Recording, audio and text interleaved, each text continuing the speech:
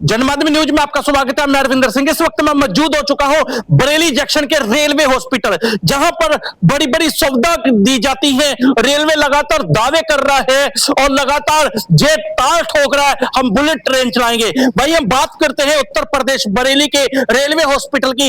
Railway hospital पे कुछ लोगों का कहना है ना तो यहाँ स्टाफ पूरा है, ना कोई एसी की व्यवस्था है, जो चेयर पड़ी होती है वो भी पूरी नहीं है, जो मरीज है वो खड़े रहते हैं। वहीं उत्तर प्रदेश बरेली जो रेलवे हॉस्पिटल है उसकी बात करते हैं। इन लोगों का कहना है जो लैट्रिन बाथरूम है ना एक ही है, उसी में लेडीज जाती है, उसी में जेंट्स जाता है और कोई भी व्यवस्था नहीं है।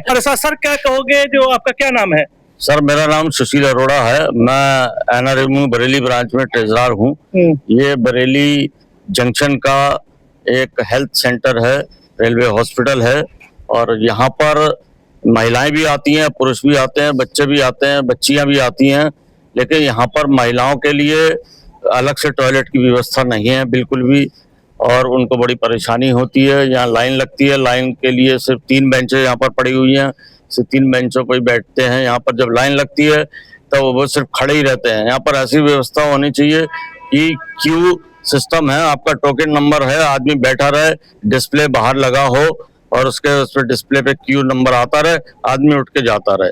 अननेसेसरी 1-1 घंटा यहाँ पर खड़े होते हैं और वो चीज उचित नहीं है, क्योंकि बीमारी की अवस्था में किसी की कमर में दर्द है, किसी को बुखार है, कोई बेहोश हो रहा है, उसमें बड़ी दिक्कत होती है। और जहाँ तक हमारे लगभग 1000 से 1200 परिवार इस हॉस्पिटल से जुड़े हुए हैं, जिसमें महिलाएं जो हैं जो आती हैं, यहाँ पर कोई लेडीज डॉक्टर नहीं है, तो वो गायनी से संबंधित किसको दिखाएं। और बाहर जब जाते हैं गायनी से संबंधित दिखाने तो उसका रिम्बर्समेंट भी नहीं होता, क्योंकि ओपीडी का रिम्बर्समेंट नहीं होता है।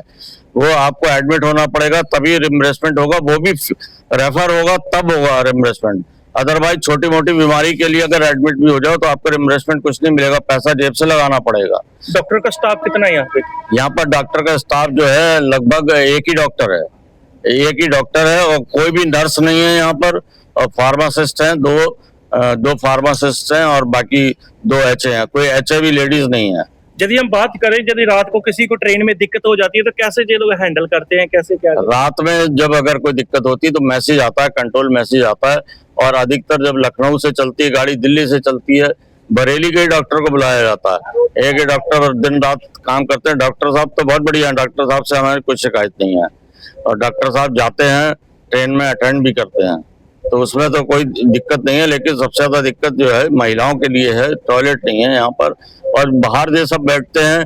और यहाँ पर एसी की व्यवस्था होनी चाहिए। आदमी पेशेंट जब आता है तो उसके लिए गर्मी में बाहर खड़े रहना, चक्कर भी आ सकते हैं। पहले आपने कभी किसी को कंप्लेन करी? हमने यहाँ पर लिखकर मेमो दे रखा है, CMS मुरादाबाद को भी दे रखा है, डॉक्टर साहब को भी हमने अपने एजेंडे में दिया था, एजेंडा दिया था इनको और मेमोरेंडम दिया था, लेकिन अभी तक कोई कार्रवाई नहीं हुई। यहाँ पर और कोई डॉक्टर उपलब्ध नहीं हुआ। अभी मान लो यहाँ पर PME होती है, प्रैक्टिकल मेडिकल जो एग्जामिनेशन होता है, तो उस समय डॉक्टर साहब उसमें बिजी होते हैं, बाकी पेशेंट जो हैं खड़े रहते हैं या फार्मासिस्ट से दवाई लेके चले जाते हैं। जो अरोड़ा जी कह रहे हैं वो बिल्कुल ठीक कह रहे हैं। जो इनकी बात में जो है सच्चाई है वो बिल्कुल ठीक है। तो क्या कहोगे? अरोड़ा जी जो कहा है वो सही कहा है, ये जरूर इस पर ध्यान दिया जाना चाहिए। डॉक्टर है ना कोई भी है, हम लोगों को नीलम देवी। कौन सा हॉस्पिटल है? रेलवे बरेली का। अच्छा, क्या क्या दिक्कतें हैं यहाँ? कोई लेडीज के लिए कोई प्रॉब्लम वो नहीं है, सुविधा है। अच्छा, और लैट्रिन बाथरूम? लेटिन बाथरूम में जेंट्स का है, बस लेटिन बाथरूम कुछ नहीं है।